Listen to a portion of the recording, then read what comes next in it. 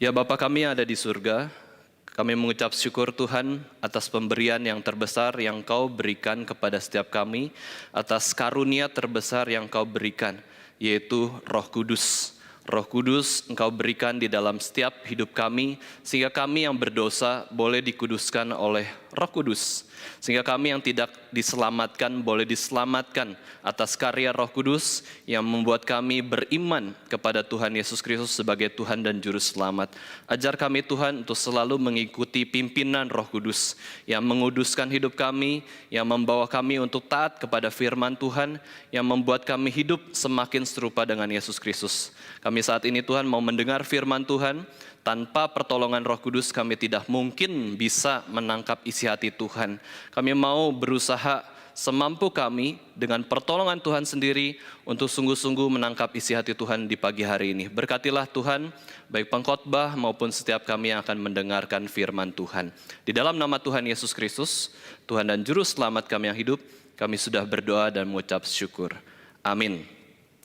Bapak Ibu Saudara sekalian, setiap manusia hidup berdasarkan panggilan Tuhan. Sejak Adam dan Hawa diciptakan oleh firman Tuhan, oleh suara Tuhan, oleh kuasa dari firman Tuhan, panggilan Tuhan. Ketika Adam dan Hawa mau menjalani kehidupan di dalam dunia ini, mereka pun harus mendengarkan suara Tuhan berkata apa di dalam kehidupan mereka. Bahkan seluruh keturunan Adam dan Hawa yang sudah jatuh ke dalam dosa pun, semua itu hidup berdasarkan panggilan Tuhan. Itu adalah ketentuan Tuhan, itu adalah ketetapan Tuhan. Kita hidup bukan dari diri kita sendiri, melainkan dari firman Tuhan yang menciptakan kita, dari Tuhan yang menciptakan segala bumi, ya segala isinya, dan kita juga hidup harus sesuai dengan panduan dari Tuhan yang berfirman kepada kita semua. Para nabi, para raja, para imam, sampai kepada Yesus Kristus pun Allah menjelma jadi manusia, semua hidup harus berdasarkan panggilan Tuhan. Para rasul, bapak-bapak gereja, sampai kita saat ini pun semua hidup harus berdasarkan panggilan Tuhan. Ini adalah fakta, ini adalah kebenaran yang Tuhan nyatakan di dalam Alkitab, bahwa kita harus mendengar suara Tuhan, mendengar panggilan Tuhan, dan bagaimana kita harus hidup adalah sesuai dengan panggilan Tuhan.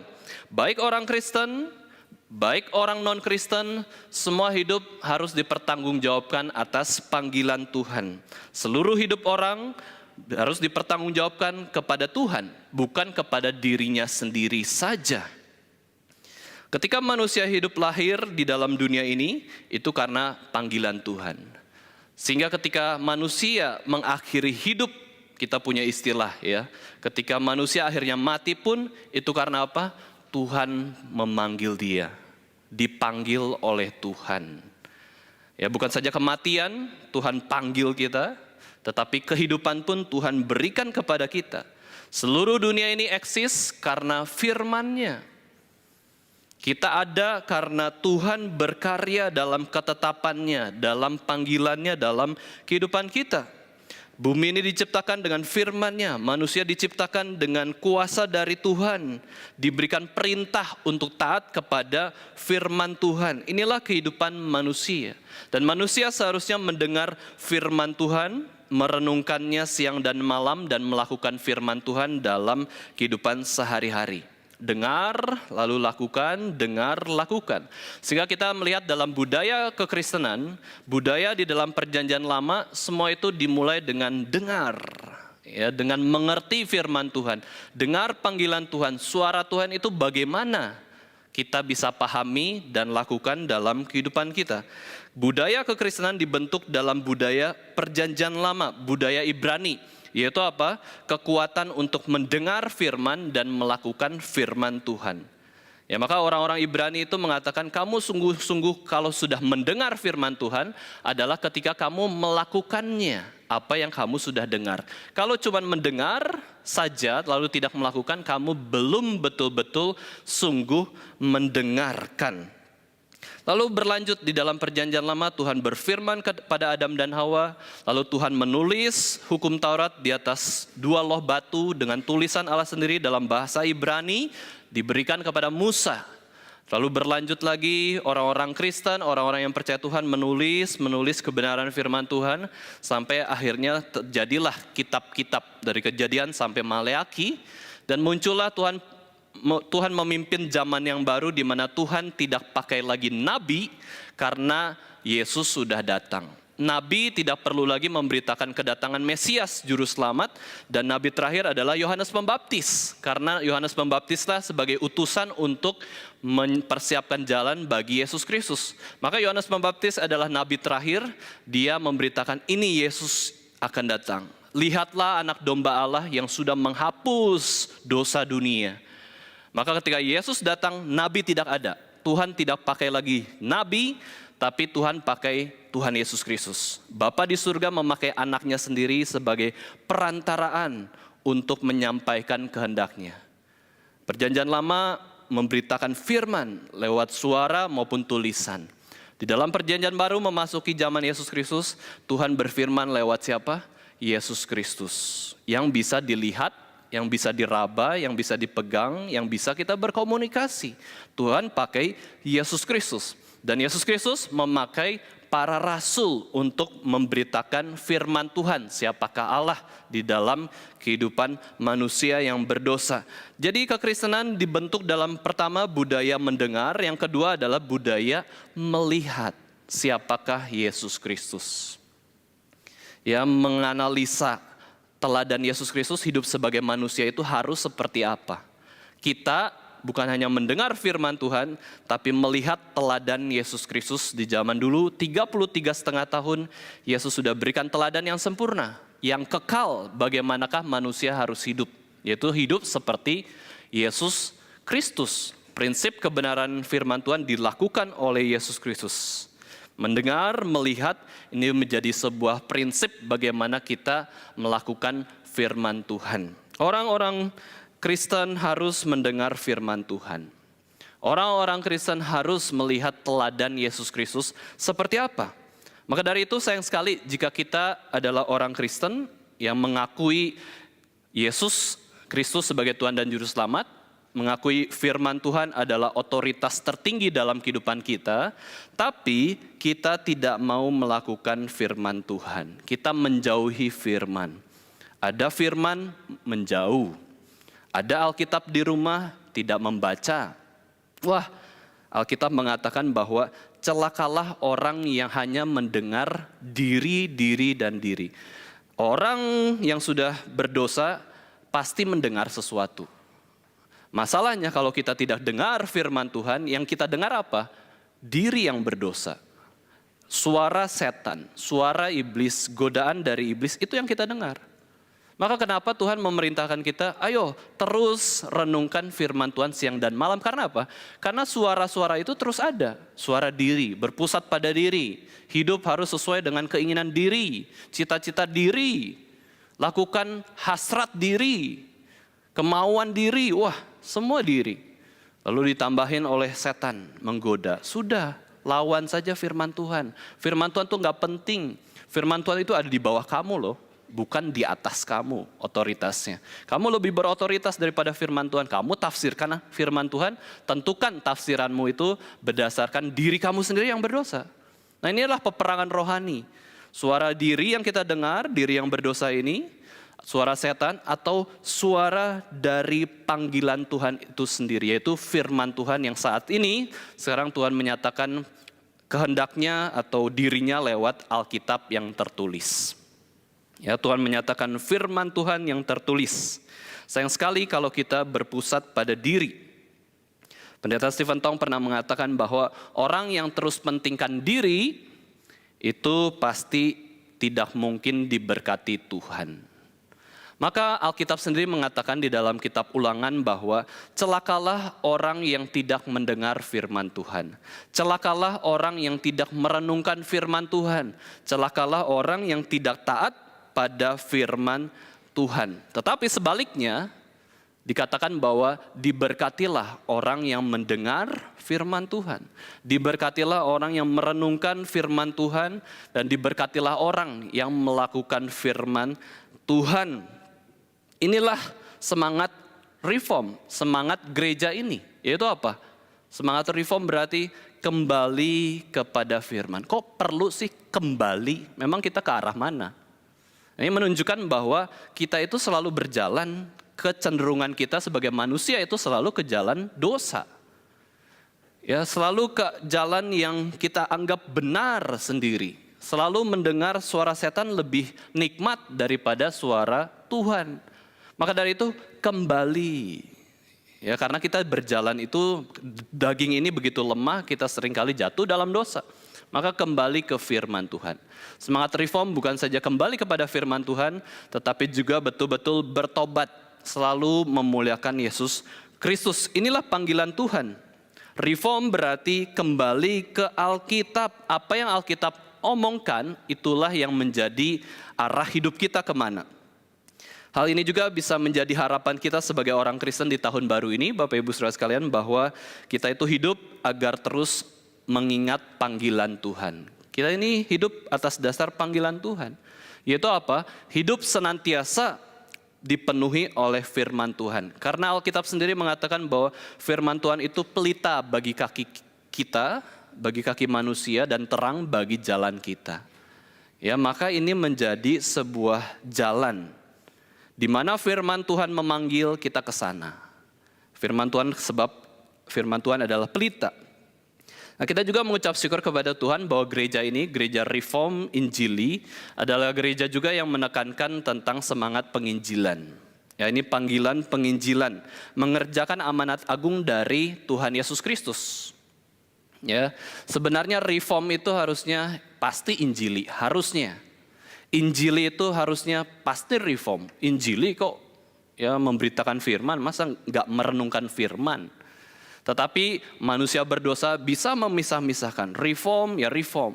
Kita hanya belajar firman, seminar, PA, lupa menginjili. Yang injili, wah benci sama orang reform. Belajar terus, ya seminar terus. Mengabarkan Injil dong. Ya, pelayanan, ajak jiwa ke gereja, sebarkan firman Tuhan. Lupa untuk belajar firman Tuhan. Gereja ini memiliki visi yang jelas, yaitu apa? Jalankan panggilan Tuhan. Panggilan reform, teologi reform, maupun juga panggilan api penginjilan, semangat penginjilan. Nah, di dalam penginjilan, kita sebagai gereja Tuhan memiliki jenis pelayanan, yaitu apa? KKR regional. Kita semua sudah tahu. Dan mayoritas di antara kita juga sudah mengikutilah kebaktian KKR regional, ya baik di sekolah maupun di daerah-daerah lain, ya seperti itu. Dan di dalam pelayanan KKR regional, orang-orang Kristen itu dilatih untuk menyampaikan khotbah. Bukan hanya hamba Tuhan, bukan hanya orang yang dipanggil sekolah Alkitab kemudian full time untuk menjadi hamba Tuhan, tapi kita pun yang punya panggilan di dalam pekerjaan, di dalam keluarga, panggilan awam ya secara umum, kita pun ada yang memiliki kesempatan untuk mengabarkan Injil, ya memberitakan firman Tuhan. Ada orang-orang yang pintar ngomong, sudah dari dulu pintar ngomong ya, tidak perlu diajarin sudah bisa khotbah, ya mungkin bahkan tanpa persiapan kayak gitu ya. Tapi ada orang-orang juga yang pekerjaannya sebagai guru. Guru harus bisa mengerti informasi, pengetahuan lalu sampaikan kepada muridnya. Wah, orang-orang seperti itu apa susahnya ya untuk bisa mengabarkan Injil dalam arti mengubah kontennya. Memang tentu perlu persiapan penting bagi pengkhotbah ya. Tidak sekedar memberitakan seperti itu, tapi ada persiapan rohani yang perlu kita persiapkan di dalam mengabarkan Injil ya di dalam KKR regional. Nah, di dalam KKR regional Bapak Ibu Saudara sekalian, di dalam pelayanan tersebut itu biasanya ya ketika sudah berkhotbah, namanya kan kebaktian kebangunan rohani. Nah, apa yang membedakan KKR dengan ibadah biasa? Karena dua-duanya sebenarnya adalah membangunkan rohani kan, atau memperbaharui rohani kita. Nah, yang membedakan adalah di akhir khotbah, yaitu kita tekankan ada sebuah calling, ya panggilan Tuhan. Dan panggilan Tuhan ini menuntut respons manusia. Ya, ada yang seorang pengkhotbah atau beberapa pengkhotbah menginginkan calling itu, ayo maju ke depan. Kenapa harus maju ke depan? Kenapa harus ada sebuah perbuatan yang terlihat? Ya, karena itu bukti kita betul-betul meresponi panggilan Tuhan. Dengan cara apa? Maju ke depan. Dengan cara apa? Angkat tangan, seperti itu ya. Jadi di dalam khotbah KKR Regional kita biasanya ada calling. Dan calling itu adalah hal yang akan kita renungkan pada hari ini. Itu yang menjadi perenungan bagi kita. Karena apa? 3 jenis calling ini itu berdasarkan firman Tuhan. Ya, 3 jenis calling yang sangat penting, di mana itu membangunkan kerohanian seseorang, menuntut respons orang untuk bertindak. Ya, itu adalah 3 jenis calling ini. Nah, calling pertama atau panggilan pertama adalah panggilan untuk mempercayai Tuhan Yesus Kristus sebagai Tuhan dan Juru Selamat. Ya, panggilan Injil, panggilan mengambil keputusan yang begitu besar, ya, menentukan hidup kita, hidup mati kita. Tidak percaya Yesus, Alkitab menyatakan binasa, tanggung dosa sendiri. Binasa dalam dosa, mati dalam dosa. Percaya Yesus Kristus, hidup kekal. Mengenal Allah yang sejati, tapi bagaimana? Harus pikul salib, menyangkal diri dan ikut Yesus seumur hidup. Wah, susah. Ya, kalau mau menjadi murid Yesus, menjadi pengikut Yesus, harus apa? Memikul salib, menyangkal diri, mengikut Yesus. Menjadi orang Kristen tidak mudah. Ini keputusan penting sekali yang mengubah arah kehidupan kita. Panggilan untuk menyadari bahwa kita berdosa dan butuh pengampunan dari Yesus Kristus. Ini adalah panggilan Injil. Nah, bagian ini, Bapak Ibu Saudara sekalian, panggilan Injil adalah bagian dari order of salvation atau urutan keselamatan yang kita lihat dari Roma 8 ayat 29 sampai 30. Mari kita buka Alkitab kita. Kita baca bersama-sama Roma 8 ayat 29 sampai 30. Kita baca bersama-sama ayat ini. Kita buka suara, kita baca bersama-sama ya. Roma 8 ayat 29 sampai 30. 2-3. Sebab semua orang yang dipilihnya dari semula, mereka juga ditentukannya dari semula untuk menjadi serupa dengan gambaran anaknya, supaya ia, anaknya itu, menjadi yang sulung di antara banyak saudara. Dan mereka yang ditentukannya dari semula, mereka itu juga dipanggilnya. Dan mereka yang dipanggilnya, mereka itu juga dibenarkannya. Dan mereka yang dibenarkannya, mereka itu juga dimuliakannya. Ini adalah rumus keselamatan, paket keselamatan yang Tuhan berikan kepada manusia berdosa. Sebelum dapat paket keselamatan ini, Bapak Ibu Saudara sekalian, kita itu hidup melawan panggilan Tuhan, selalu. Tuhan katakan bertobat, gak mau. Tuhan katakan jalankan 10 hukum Taurat, gak mau. Tuhan katakan sembah hanya Tuhan saja, percaya kepada Yesus, kita tolak panggilan Tuhan. Tetapi setelah dapat paket keselamatan, kita bisa belajar mendengar panggilan Tuhan dan taat. Nah, kita lihat dalam ayat ini Bapak Ibu Saudara sekalian, yang pertama adalah semua orang yang dipilihnya dari semula. Ini adalah election, pemilihan. Tuhan memilih. Boleh enggak? Silakan, namanya juga Tuhan. Kita aja 3 minggu ke depan memilih, ya boleh kan kita pilih di antara 3 pasangan calon presiden dan wakil presiden, boleh memilih. Apakah ketika kita pilih yang satu membenci yang lain? Kan enggak. Waktu Tuhan pilih sebagian orang untuk diselamatkan menerima Injil, Tuhan pilih berdasarkan kehendaknya, bijaksananya. Itu yang pertama, election. Yang kedua, ditentukannya dari semula, predestination. Ini adalah ajaran Alkitab. Election, predestination, lalu untuk apa kita dipilih, untuk apa kita menerima Yesus Kristus sebagai Tuhan dan Juru Selamat, supaya kita serupa dengan gambaran anaknya. Ini adalah sanctification, pengudusan. Ya, kemudian mereka yang ditentukannya dari semula, predestination lagi, mereka itu juga yang dipanggilnya. Yaitu apa? Gospel calling. Orang yang sudah dipilih, orang yang sudah ditentukan sejak semula untuk hidup kudus, ya, di tengahnya itu ada apa? Ada panggilan Tuhan, ada suara Tuhan, panggilan Injil, kabar baik, dan kemudian mereka yang dipanggilnya itu mau percaya, itu dibenarkan. Hidupnya menjadi orang yang benar dalam kebenaran Kristus, dan terakhir orang tersebut akan dimuliakan, masuk ke surga. Ini adalah paket keselamatan yang lengkap dari Tuhan. Tuhan memberikan anugerahnya itu dari awal sampai akhir, sampai kekekalan. Keselamatan itu kekal. Gak mungkin bisa dihilangkan oleh siapapun. Dari Tuhan sudah diberikan sekali untuk selama-lamanya. Nah, panggilan ini menyadarkan kita bahwa siapakah Yesus Kristus yang sesungguhnya. Maka panggilan orang-orang Kristen modern zaman ini mengatakan, mau gak percaya Tuhan Yesus Kristus sebagai Tuhan dan Juru Selamat kamu? Ini adalah pertanyaan panggilan, sungguh mau gak? Ya, sungguh betul enggak dalam hati kita menerima pertanyaan ini lalu kita jawab, ya saya mau. Nah, ketika ya saya mau, wah itu hanya karena Roh Kudus yang bekerja dalam diri kita. Apakah kita mengakui Yesus sebagai Tuhan dan Juru Selamat pribadi? Atau tidak? Ini Alkitab menjelaskannya. Dari mana kita bisa tahu bahwa Yesus adalah Tuhan? Dari firman Tuhan. Roma 10 ayat 9 sampai 10 ya. Saya akan bacakan kepada kita semua. Yesus adalah Tuhan, tahu dari mana? Yesus itu betul-betul Tuhan, dari firman Tuhan. Sebab jika kamu mengaku dengan mulutmu bahwa Yesus adalah Tuhan dan percaya dalam hatimu bahwa Allah telah membangkitkan Dia dari antara orang mati, maka kamu akan diselamatkan. Karena dengan hati orang percaya dan dibenarkan, dan dengan mulut orang mengaku dan diselamatkan.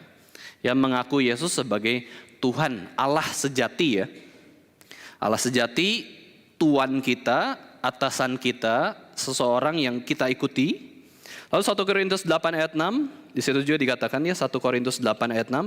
Namun bagi kita hanya ada satu Allah saja, yaitu Bapa, yang darinya berasal segala sesuatu dan untuk Dia kita hidup, dan satu Tuhan saja, yaitu Yesus Kristus yang olehnya segala sesuatu telah dijadikan dan yang karena Dia kita hidup. Ya, satu Tuhan saja. Tapi orang-orang lain, Bapak Ibu sekalian, menafsirkan ayat ini secara berbeda. Oh, Yesus itu Tuhan, Bapa itu Allah. Yesus itu lebih rendah dari Bapa. Ya, Yesus itu bukan Tuhan yang sejati kayak gitu ya. Ditafsirkan demikian. Oke, ya di sini mau menunjukkan Yesus sebagai Tuhan, tapi jangan lupa ada ayat lain yang dijelaskan di 1 Korintus 8 ayat 6 ya. Yesus Kristus yang olehnya segala sesuatu telah dijadikan. Oleh Yesus Kristus dunia ini ada. Berarti Tuhan Yesus kan Tuhan, pencipta. Yang karena Dia kita hidup. Kita hidup karena Tuhan. Yaitu karena Yesus Kristus adalah Tuhan. Oke, masih ragu ya. Apa Yesus betul-betul Allah sejati? Ya, apakah Yesus itu bukan Tuhan saja? Ya, maka kita lihat ayat yang dimana Yesus berkata, akulah jalan, akulah kebenaran, akulah hidup. Tidak ada yang bisa datang kepada Bapa kecuali melalui aku. Aku Tuhan, aku hidup, aku jalan, aku kebenaran. Di sini firman Tuhan menyatakan bahwa Yesus adalah Tuhan. Ya, bukan Tuhan, gitu ya. Yesus adalah Tuhan yang sejati. Nah, banyak orang Kristen pun sampai sekarang banyak ajaran yang begitu melenceng bahwa mengatakan Allah itu satu saja. Yesus itu bukan Tuhan. Yesus itu demigod, setengah Tuhan lah, setengah dewa. Ya, utusan Tuhan yang begitu besar. Dia hanya seorang nabi, hanya seorang manusia. Orang Kristen itu sesat. Orang Kristen itu salah menafsirkan Alkitab. Sudah sangkal Yesus sebagai Tuhan. Itu yang diajarkan dunia. Wah, itu mengerikan ya. Kalau kita tidak percaya Yesus Tuhan dan Juru Selamat kita, bagaimana kita diselamatkan? Kita mengenal Allah yang salah. Kita tidak percaya Allah satu dengan satu pribadi saja, tetapi kekristenan Alkitab menjelaskan bahwa Allah itu satu dengan 3 pribadi, Bapa, Anak, dan Roh Kudus. Lalu Yesus adalah Juru Selamat, ayatnya di mana saja. Ya, kalau Yesus adalah Tuhan, ayatnya sudah ada dasarnya. Yesus adalah Juru Selamat, ayatnya di mana? Yaitu bulan lalu, bulan Desember kita sudah merenungkannya. Arti nama Yesus adalah Allah yang menyelamatkan umatnya. Kamu harus namai Dia Yesus karena Dialah yang akan menyelamatkan umatnya dari dosa. Yesus arti namanya adalah Juru Selamat. Dan Juru Selamat ini harus manusia. Sekaligus Dia Tuhan. Ya, maka percaya Yesus sebagai Tuhan dan Juru Selamat. Tuhan dan manusia. Karena Yesus mau menyelamatkan manusia. Dia mau menggantikan hukuman dosa kita, Dia harus jadi manusia. Nah, kemudian ayat lain, Kisah Para Rasul 13 ayat 23 itu juga menjelaskan bahwa Yesus itu juru selamat. Ya, saya akan bacakan bagi kita semua Kisah Para Rasul 13 ayat 23. Dan dari keturunannya sesuai dengan yang telah dijanjikannya, Allah telah membangkitkan juru selamat bagi orang Israel, yaitu Yesus. Alkitab sendiri bilang kok, Yesus juru selamat. Allah yang membangkitkan Yesus sebagai juru selamat bagi orang Israel, bagi orang pilihannya. Dan manusia yang berdosa tidak bisa menyelamatkan dirinya sendiri. Maka juru selamat itu hanya ada satu. Kita tidak bisa menyelamatkan diri kita sendiri, dan yang bisa menyelamatkan kita dari hukuman dosa yang kekal adalah Yesus Kristus. Maka tawaran Injil ini begitu agung dan mulia. Siapa yang mau percaya kepada Yesus Kristus sebagai Tuhan dan Juru Selamat, engkau diselamatkan. Engkau memperoleh anugerah hidup yang kekal.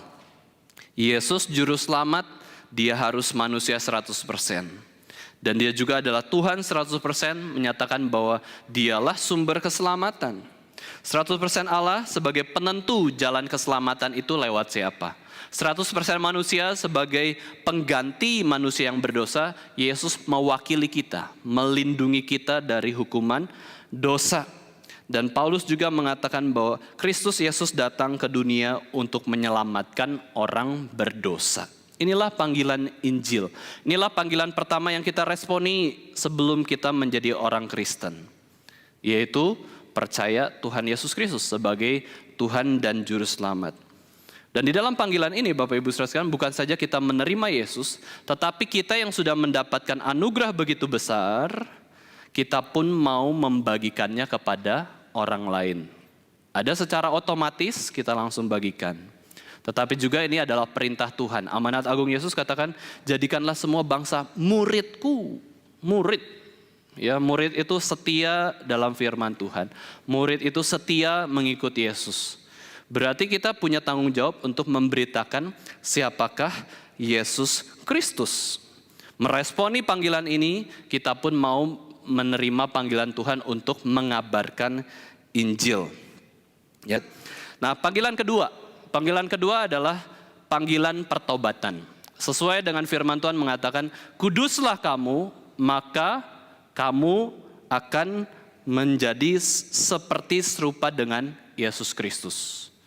Kekudusan itu membuat kita serupa dengan Yesus Kristus yang sempurna. Bukan sama seperti Yesus, tapi serupa. Kita meneladani teladan teragung orang kudus yang tanpa dosa, satu-satunya yang ada di bumi ini dalam sejarah dunia hanya Yesus Kristus. Maka Alkitab mengatakan, kuduslah kamu seperti Yesus Kristus sudah hidup.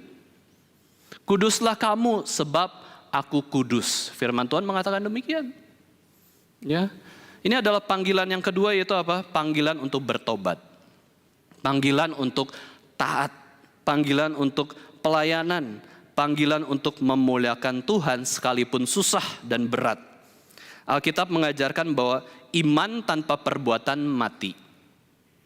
Ya, iman tanpa perbuatan mati. Panggilan pertama adalah panggilan Injil, ya, bagaimana kita bisa memiliki iman dari Tuhan. Tuhan menganugerahkan iman, maka kita percaya Yesus Kristus. Tapi panggilan yang kedua adalah bicara soal kita sudah punya iman, percaya kepada Yesus Kristus, itu tidak membuat kita berdiam diri. Sudahlah, ya nggak usah taat. Saya ngomong, saya agama Kristen, Kristen KTP kayak gitu ya. Lalu hidupnya apa? Hidupnya ateis praktis. Ya, seperti tidak ada Tuhan. Itu bukan orang yang percaya Yesus. Orang yang percaya Yesus itu ada perbuatan untuk melayani Yesus Kristus. Maka Yakobus mengatakan bahwa iman tanpa perbuatan itu mati. Kok bisa ya? Kok bisa ya? Manusia itu bisa pisahkan dua hal ini secara berbeda. Iman tuh iman, perbuatan tuh perbuatan. Padahal Alkitab mengatakan iman tanpa perbuatan mati. Kok kita bisa pisahkan? Nah, itulah manusia berdosa ya. Kepintaran, kecerdikan manusia yang berdosa tuh bisa memisahkan iman dan perbuatan. Aneh. Aneh sekali. Seringkali kita pisahkan iman dengan perbuatan. Mengatakan beriman saja sudah cukup. Sudah percaya Yesus, pasti selamat. Gak usah sibuk-sibuk ke gereja, gak usah sibuk-sibuk pelayanan. Kan percaya Yesus kan? Iya percaya. Tapi gak ada perbuatannya, bisa ya kayak gitu ya. Itu dosa ya, luar biasa. Tanpa tindakan nyata. Apakah itu benar iman, Bapak Ibu sekalian? Kalau iman tanpa perbuatan, apakah betul itu iman? Bukan. Itu bukan iman, itu dosa. Lalu ada yang menekankan perbuatan saja, tidak terlalu pusing dengan iman. Berbuat baik saja yang penting, gak perlu punya iman. Bisa berbuat baik. Loh, kok bisa ya? Apakah itu betul-betul perbuatan baik tanpa iman? Apakah bisa orang berbuat baik tanpa iman? Gak bisa. Alkitab jelaskan iman dan perbuatan itu satu kesatuan. Maka orang yang diberikan iman yang menyelamatkan selalu ada tindakan percaya Yesus. Ambil keputusan mengikut Yesus. Gak mungkin kepisah. Kalau sudah percaya Yesus ada tindakannya. Pasti. Tindakan sekecil apapun itu pasti ada. Karena itu iman yang sejati. Nah, panggilan kedua ini Bapak Ibu Saudara sekalian, ini bicara soal pentingnya perbuatan kita. Setelah kita dalam Kristus, dan inilah tujuan hidup kita yang utama. Kalau kita selidiki dengan benar ya Bapak Ibu Saudara sekalian, tujuan Tuhan menciptakan manusia itu adalah apa? Perbuatan. Ya, perbuatan loh. Katekismus singkat Westminster, kita semua setuju buku itu kan? Gak ada yang menolak, ini sesat gitu ya, gak ada ya. Lalu pertanyaan pertama adalah, apa tujuan utama hidup manusia? Lalu semua orang reform mengatakan dengan hafal, dengan serempak. Ya ini marsnya orang reform. Memuliakan Tuhan dan menikmati Tuhan selama-lamanya. Apa itu? Perbuatan. Perbuatan itu memuliakan Tuhan, itu perbuatan. Menikmati Tuhan, perbuatan juga. Berarti tujuan hidup kita, perbuatan. Tapi perbuatan yang sejati itu dasarnya apa? Nah ini yang perlu kita perhatikan. Iman yang salah, iman kepada objek yang salah? Tidak. Perbuatan yang menyenangkan Allah adalah iman dari Allah sendiri. Iman yang tanpa perbuatan itu mati, bukan iman yang sejati. Iman yang sejati menimbulkan perbuatan. Itu tujuan utama kamu kok. Supaya lebih jelas lagi, Efesus 2 ayat 8-10. Mari kita baca ya, bersama-sama. Efesus 2 ayat 8-10.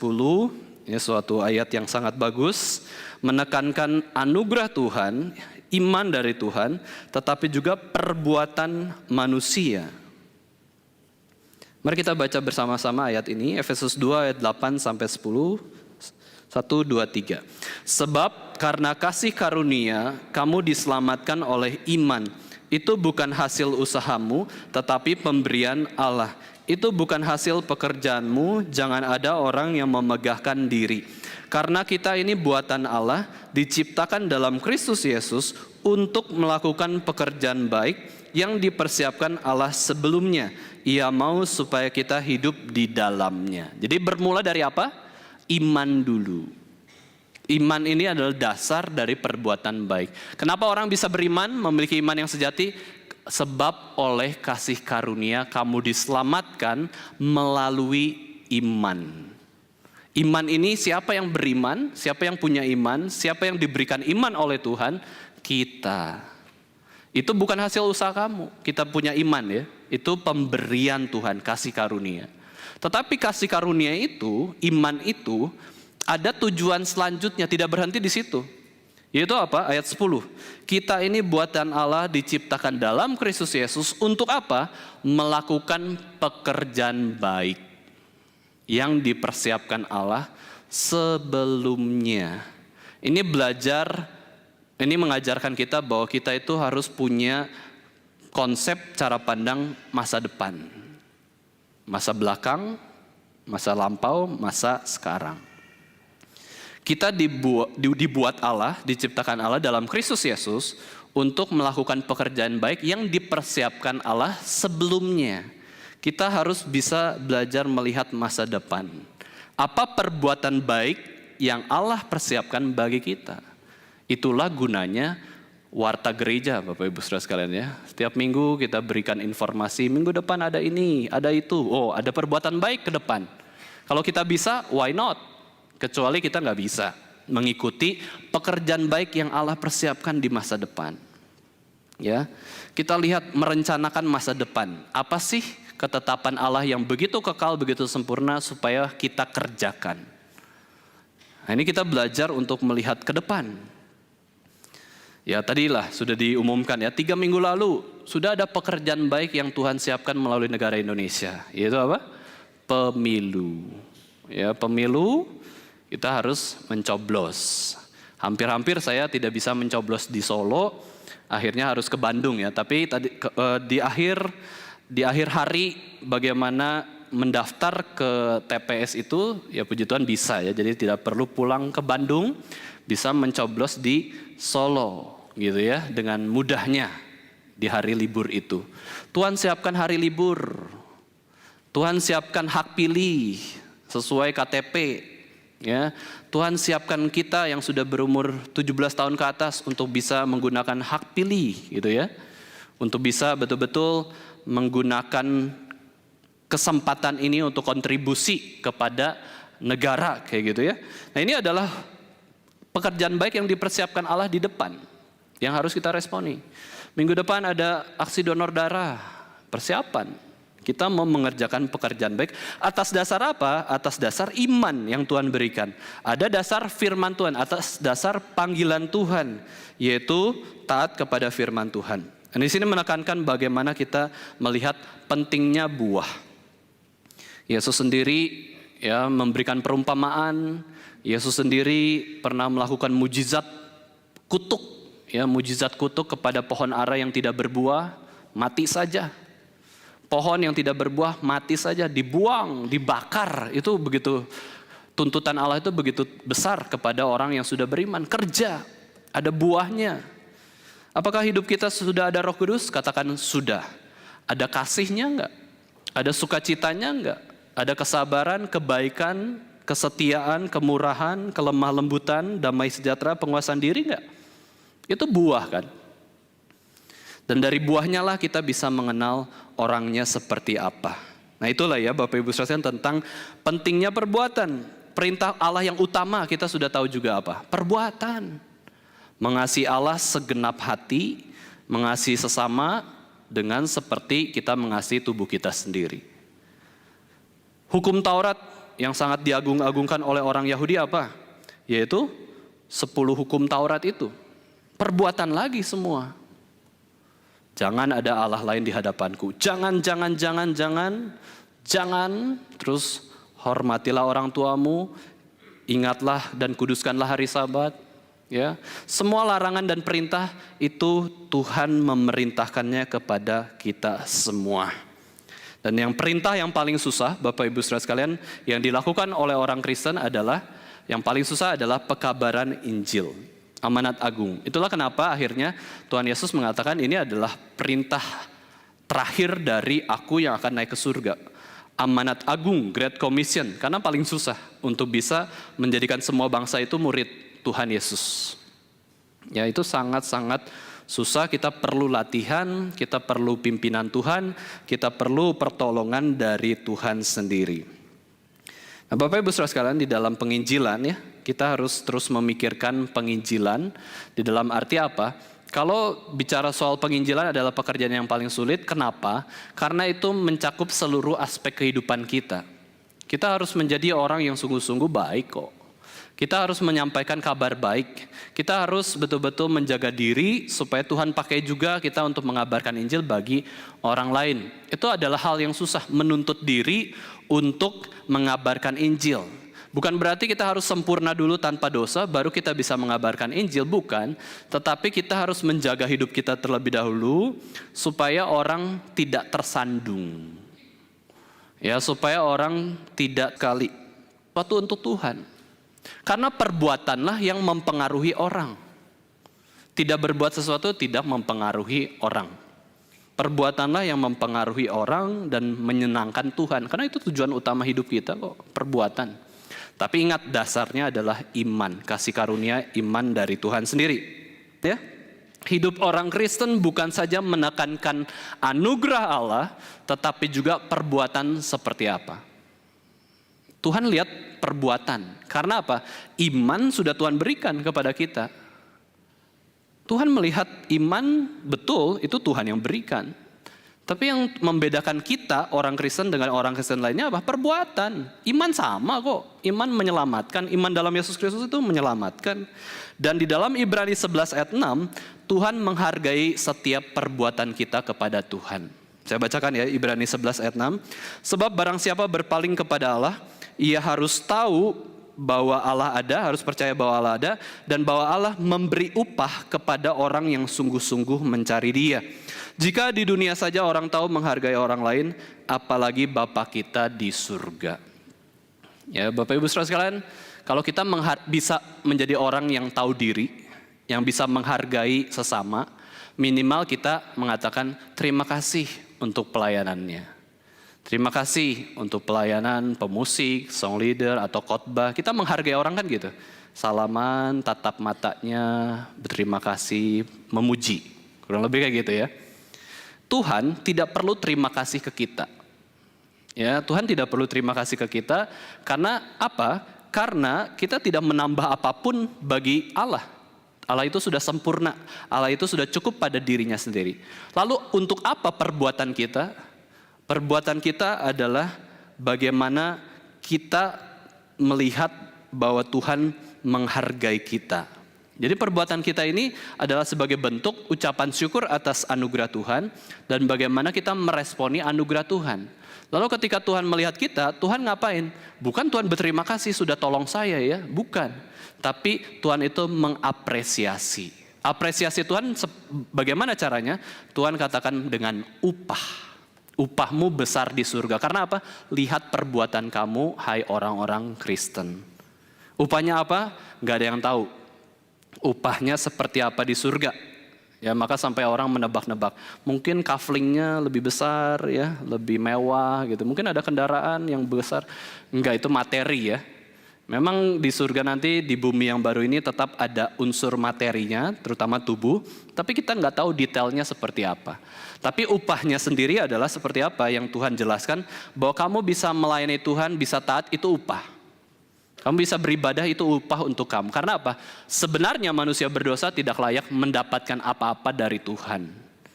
Maka kalau kita bisa melayani Tuhan, bisa beribadah, bisa taat, itu upah kamu. Dan Tuhan akan menerima setiap perbuatan baik kita yang kita dasarkan di dalam iman, meskipun kita tidak sempurna. Maka Tuhan itu digambarkan seperti Bapa yang baik, ya, seorang ayah punya anak kecil. Anak kecil itu gak bisa apa-apa. Tapi anak kecil itu mengasihi ayahnya. Ya, anak kecil itu menunjukkan kasihnya dengan apa? Dengan gambar muka papahnya. Ketika anak itu menggambar muka papahnya kayak setan, ya gambarnya, gitu ya. Gambarnya kayak setan. Tapi papahnya yang mengasihi dia, gak apa-apa, aku terima perbuatan kamu ini. Karyamu jelek, tapi yang aku terima kamunya. Kasih kamu kepada aku, niat baik kamu kepada aku terima. Terima aja. Gak mungkin kan seorang ayah yang baik itu, wah ini gambarnya kayak setan, bodoh ya kamu. Gitu ya, gak mungkin lah. Ayah yang baik itu terima aja. Meskipun hasil karya anaknya itu tidak sempurna. Ya, meskipun tidak berguna. Bapa melihat kita berbuat sesuatu untuk Tuhan gak sempurna. Kita pelayanan bisa salah. Kita pelayanan bisa ada unsur dosanya. Khotbah pun motivasi dosa. Pelayanan pun motivasi kesombongan diri. Tapi kita tetap mau melayani Tuhan, kita mau bertobat, kita mau memperbaiki diri. Tuhan gak apa-apa, terima. Seperti Bapa yang baik saya terima. Meskipun tidak sempurna, aku sudah memberikan upah. Toh kamu bisa melayani itu upahmu. Kalau kamu mau melayani tapi gak bisa, wah berarti Tuhan sudah tidak berikan upah. Kita mau melayani, kok gak bisa terus ya? Ya kita sudah habis upahnya. Tapi kalau kita masih bisa melayani, wah itu upah Tuhan begitu besar. Jadi yang pertama, yang panggilan pertama adalah panggilan Injil, percaya kepada Yesus, itu karena anugerah Tuhan. Yang kedua adalah panggilan pertobatan, panggilan untuk berbuat sesuatu untuk Tuhan dengan pertolongan Tuhan, dengan iman yang Tuhan berikan. Kita taat melayani dalam pekerjaan kita, pelayanan kita, pendidikan kita, keluarga kita, seluruh hidup kita. Kita mau hidup kudus di hadapan Tuhan. Dan panggilan yang terakhir, yang ketiga adalah panggilan yang khusus. Yang semua pengkhotbah KKR Regional pasti tahu ya, jenis panggilan ini, yaitu adalah panggilan menjadi hamba Tuhan. Panggilan bukan menjadi rasul atau nabi atau jadi Tuhan Yesus, bukan ya. Tapi panggilan untuk seperti Efesus 4 ayat 11. Mari kita baca Efesus 4 ayat 11. Sekarang panggilan hamba Tuhan itu hanya ada di dalam Efesus 4 ayat 11 ya. Karena zamannya sudah berbeda. Mari kita baca ayat ini bersama-sama. Efesus 4 ayat 11 sampai 12.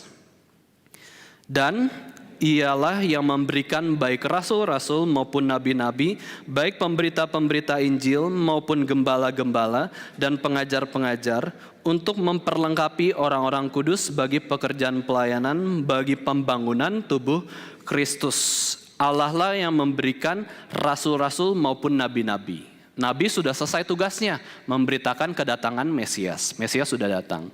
Rasul sudah selesai tugasnya, ya, memberitakan siapakah Yesus Kristus. Karya keselamatan penggenapan itu kepada seluruh dunia. Mendirikan gereja. Yesus yang mendirikan gereja. Pelayanan Rasul sudah selesai karena Yesus mengatakan di atas pengakuan Petrus inilah. Ya, Petrus kan mengaku engkau adalah Mesias, anak Allah yang hidup. Ya, di atas pengakuan Rasul Petrus inilah aku mendirikan gerejaku. Jabatan Rasul sudah berhenti karena apa? Karena Yesus sudah mendirikan gerejanya. Jabatan Nabi sudah berhenti karena Yesus sudah datang. Yang ada apa? Ini, penginjil-penginjil, gembala-gembala, dan pengajar atau pengkhotbah lah, guru. Dosen di sekolah Alkitab itu termasuk pengajar. Termasuk hamba Tuhan. Panggilan ketiga adalah panggilan untuk menjadi pemberita-pemberita Injil, gembala-gembala, dan pengajar-pengajar. Ya, ini panggilan hamba Tuhan full time, seumur hidup. Saya setuju terhadap seorang hamba Tuhan yang memberikan nasihat bahwa setiap orang Kristen setidaknya perlu menggumulkan panggilan ini juga, yaitu panggilan untuk menjadi hamba Tuhan. Entah itu penggembala, entah itu penginjil atau pengajar. Ya. Satu kali saja dalam hidupnya. Karena apa? Karena ini panggilan Tuhan yang mulia, yang memang fokus untuk mengembangkan gereja Yesus Kristus. Gerejanya Tuhan sendiri. Tuhan panggil loh pelayannya secara khusus. Ya, kalau kita melamar di kerjaan, ya, para pemuda kan melamar ke kantor, ke pabrik, itu ada spesifikasi dari kantor atau pabrik. Harus punya begini spesifikasinya, begitu lengkap, begitu berat ya, begitu susah. Apalagi jabatan yang tinggi. Kecuali kalau bisnis keluarga ya, bisnis keluarga kan langsung bisa, udahlah kamu saudara keluarga jadi kepala cabang langsung, kayak gitu ya bisa. Tapi kalau orang siapa kita tidak kenal, ada kriterianya, harus S2, harus S1, harus umurnya segini dan segitu. Nah sekarang sama, siapa yang mau bekerja di gerejanya Tuhan? Wah, spesifikasinya susah sekali. Ada teman seangkatan saya masuk sekolah Alkitab itu umur 40-an. Ada yang baru masuk umur 50. Ya, dia resign dari jabatan direktur penting di satu perusahaan, sudah direktur, sudah tinggal menikmati hidup. Tapi panggilan Tuhan tidak bisa dia tolak. Dia umur 50 masuk ke sekolah Alkitab. Tinggalkan jabatan direkturnya, tinggalkan gaji yang besar, rumah yang dia miliki, ke Jakarta, kayak gitu ya. Wah, aneh ya panggilan Tuhan ini ya. Ada yang umurnya sudah tua, ada yang masih lulus SMA, anak nggak tahu apa-apa, kurang lebih ya, nggak ada pengalaman apa-apa. Masuk sekolah Alkitab, hebat ya. Tapi pinter khotbah, gitu ya. Tapi pinter menjelaskan firman. Wah, kok bisa ya? Wah, luar biasa. Ini panggilan untuk bekerja di gereja Tuhan loh ya. Ya, full time. Ini panggilan hamba Tuhan. Yang ketiga ini. Nah, pergumulan ini seringkali jarang dibawa ke gereja Tuhan. Sampai Jemaat Solo tidak pernah mengirim orang untuk ke STT RII, gitu ya. Jawa Tengah, Semarang pernah ada. Jogja ada, Solo nggak ada. Mungkin kurang dikhotbahin. Nah, hari ini khotbahnya ya.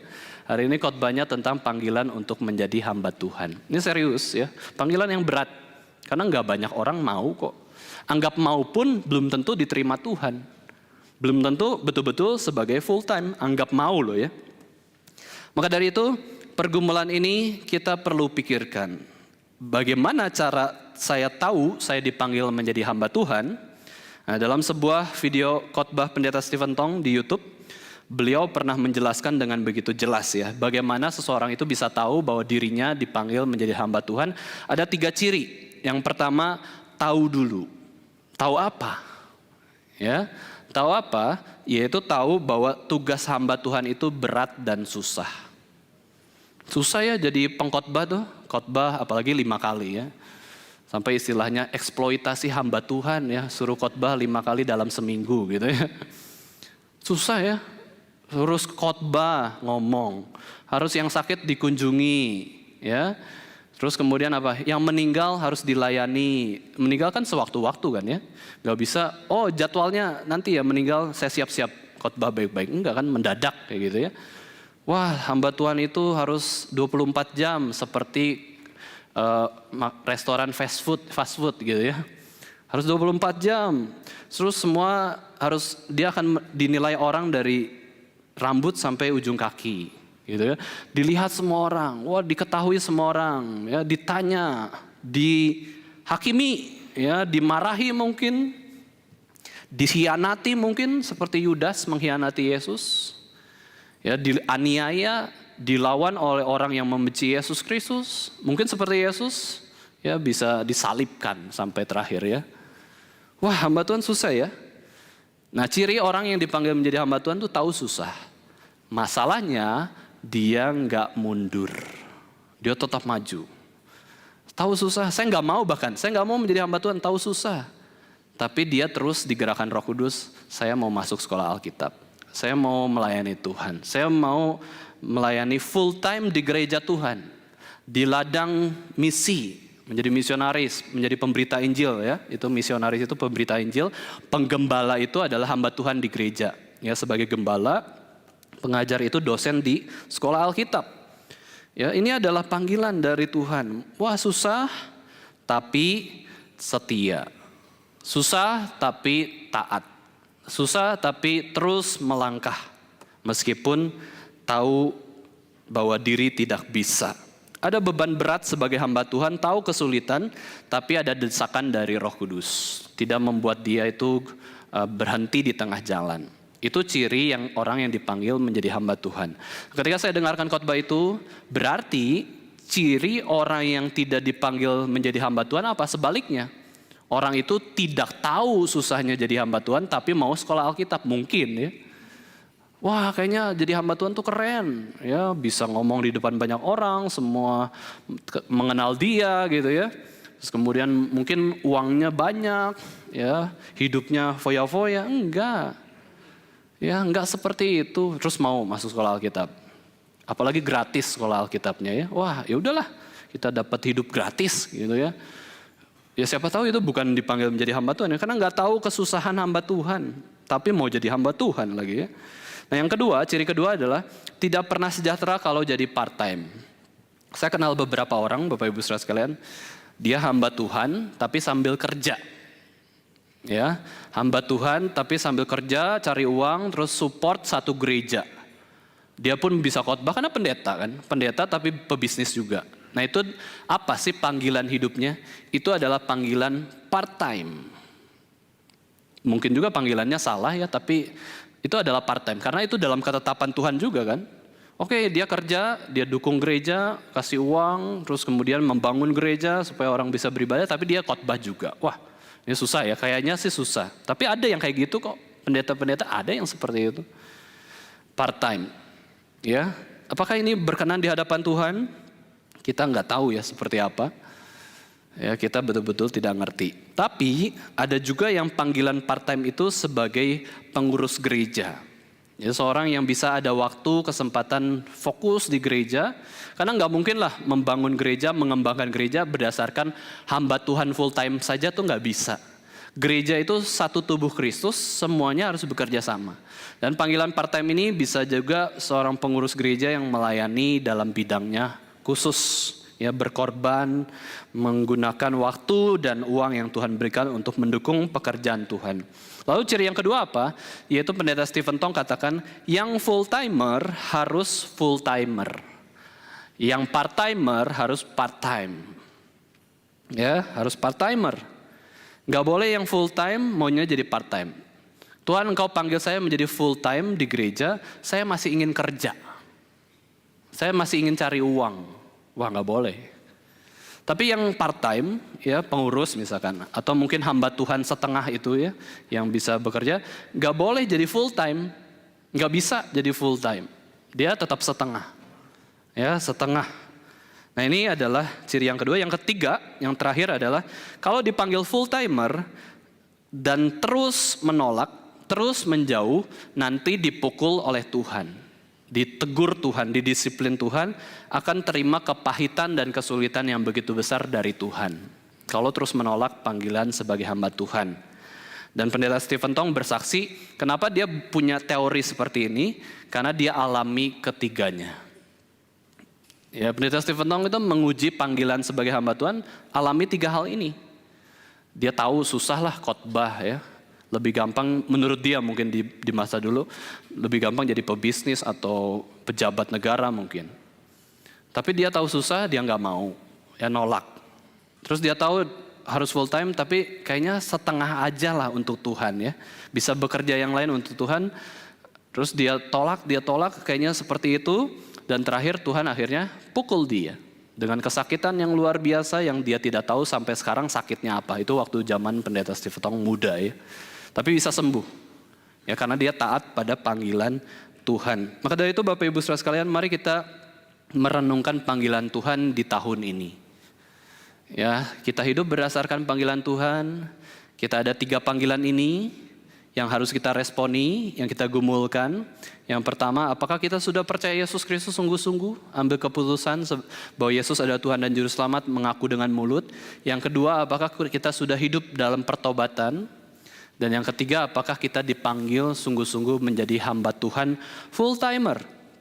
Ya, Paulus pernah mengatakan bahwa kita ini dijadikan rekan kerja Tuhan. Rekan kerja.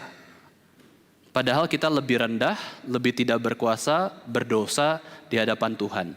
Kalau para pebisnis, marketing, itu punya mitra, itu pasti yang mitra yang menguntungkan kan? Kalau bisa yang lebih atas dari kita. Tapi Tuhan mau bermitra dengan yang di bawah dia loh. Tuhan tuh mau merugikan dirinya sendiri dengan memakai kita yang berdosa ini. Kita jadi rekan kerja Tuhan yang lemah. Tapi Tuhan mau memakai kita. Bukankah ini panggilan yang indah dalam hidup kita? Kita yang lemah, kita yang berdosa, tapi Tuhan mau pakai kita untuk melayani Dia. Dipakai untuk alat kemuliaannya. Inilah pekerjaan Tuhan. Kita sedang mengerjakan pekerjaan Tuhan, bukan pekerjaan manusia.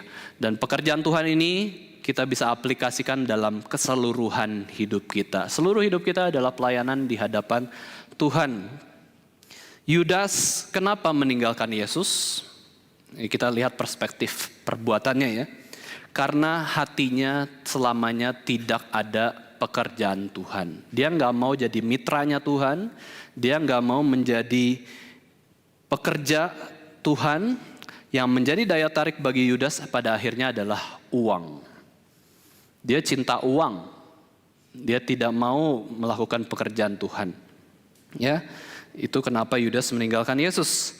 Dan hari ini kita mendengarkan khotbah panggilan Tuhan, kiranya kita bisa menjalani panggilan Tuhan seumur hidup kita. Menutup khotbah ini, saya ceritakan satu lagu ya Bapak Ibu Saudara sekalian, itu dari Ernest Blendy, seorang pelayan Tuhan dari Gereja Bala Keselamatan. Yang menulis lagu himne setelah diperhadapkan dengan pilihan mau pelayanan di gereja besar atau pelayanan di tempat yang bernama Hell's Kitchen di New York. Jadi bayangkan ya, ada kota, ya, ada daerah nih ya, namanya bukan Banjarsari, bukan Nusuan, ya, bukan Nusukan ya, Nusuan, gitu ya. Tapi namanya adalah dapur neraka, ya, Hell's Kitchen, gitu ya, Hell's Kitchen. Itu di tepi sungai di kota New York, tempat kumuh namanya Hell's Kitchen, ya, nerakanya dapur. Itu daerah orang-orang miskin, daerah kumuh, banyak pekerja kelas bawah, ya kuli-kuli, dan banyak bisnis yang tidak benar. Salah satunya adalah bisnis LGBT. Terus si Ernest Blandy ini diperhadapkan dua pilihan demikian, pilih yang mana? Kalau berdasarkan pilihan kedagingan Bapak Ibu sekalian, pilih yang nyaman dong, kota besar, pasti cukup hidupnya. Jemaatnya juga intelektual, sopan santun, baik-baik gitu ya. Gak banyak masalah lah, kurang lebih gitu, meskipun tetap masalah itu ada ya. Tapi secara kedagingan pasti dia pilih itu, tapi yang dia pilih melayani di Hell's Kitchen. Karena dia memikirkan bukan soal diri, melainkan panggilan Tuhan, suara Tuhan. Kenapa dia pilih Hell's Kitchen, tempat kumuh, tempat banyak penjahat, banyak LGBT di sana? Karena panggilan Tuhan atas hidupnya, bukan panggilan diri. Kalau panggilan diri, dia pilih di kota besar. Tapi panggilan Tuhan, dia sadar bahwa kalau bukan aku, siapa lagi yang ke sana? Kalau semua hamba Tuhan berpikir seperti aku, siapa yang akan pergi ke Hell's Kitchen? Akhirnya dia memutuskan untuk pilih tersebut, dan lagu yang dia buat, teksnya ini berdasarkan Markus 8 ayat 34. Saya bacakan bagi kita semua ya. Lalu Yesus memanggil orang banyak dan murid-muridnya dan berkata kepada mereka, setiap orang yang mau mengikut aku, ia harus menyangkal dirinya, memikul salibnya dan mengikut aku. Nah, lirik lagu ini mengungkapkan komitmen dan ketaatan kepada Yesus Kristus. Siapapun dan dimanapun Yesus memimpin, kita mau ikut. Mari kita sama-sama menyanyikan pujian ini. Minta kesediaan pemusik ya, untuk kita sama-sama bernyanyi sebelum kita menutup khotbah ini.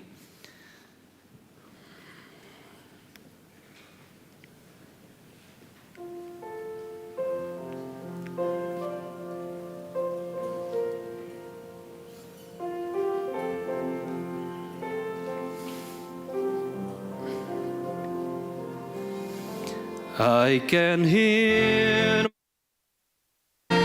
calling, I can hear my Savior calling, I can hear my Savior calling, take thy cross and follow me, where he leads me I will follow, where he leads me I will follow, where he leads me I will follow, I'll go with him all the way. Bait yang kedua, I'll go with him through the judgment, I'll go with him through the judgment, I'll go with him through the judgment, I'll go with him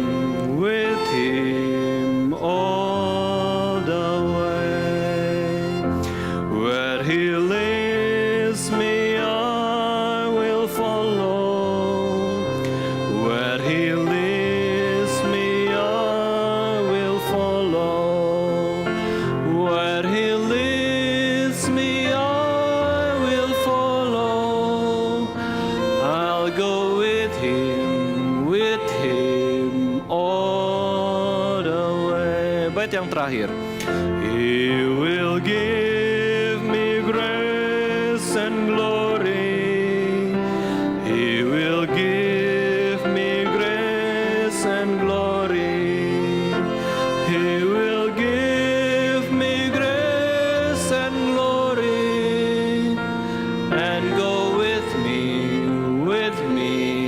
all the way, where he leads me I will follow, where he leads me I will follow, where he leads me I will follow, I'll go with him all the way. Tuhan ya, mari kita sama-sama berdoa kepada Tuhan. Bapa kami yang ada di surga, Kami bersyukur Tuhan untuk panggilan Tuhan yang tidak berkesudahan di dalam hidup kami. Engkau menyatakan kehendak Tuhan, Engkau memanggil kami untuk senantiasa datang kepada Tuhan dan bertobat dari dosa-dosa kami. Terima kasih untuk firman Tuhan yang tertulis di dalam Alkitab yang boleh kami miliki, untuk kami bisa merenungkan panggilan Tuhan, untuk bisa merenungkan siapakah pribadi Tuhan dan kehendak Tuhan dalam hidup kami.